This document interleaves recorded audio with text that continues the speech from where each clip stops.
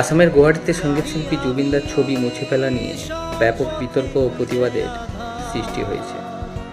গুয়াহাটির গণেশগুরি ফ্লাইওভারের একটি পিলারে শিল্পী মার্শাল বড়ুয়া জুবিনদার একটি গ্রাফিটি বা দেয়ালচিত্র এঁকেছিলেন, যার পাশে লেখা ছিল কমরেড নেভার ডেড।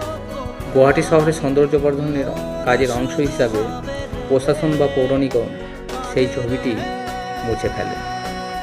জুবিনদার ছবি মুছে ফেলার পর তার ভক্ত ও সাধারণ মানুষের মধ্যে তীব্র ক্ষোভের সৃষ্টি হয়। অনেকেই একে আসামের সাংস্কৃতিক আইকনের প্রতি অসম্মান বলে মনে করেন। জুবিনদার অনুরাগীরা এবং ভক্তরা সেখানে জড়ো হয়ে জুবিনদার গান গেয়ে প্রতিবাদ করেন। তীব্র প্রতিবাদের মুখে পড়ে প্রশাসন গ্রাফিতি শিল্পী মার্শাল বড়ুয়াকে আবার সেই স্থানে ছবি আঁকার পারমিশন দেয়।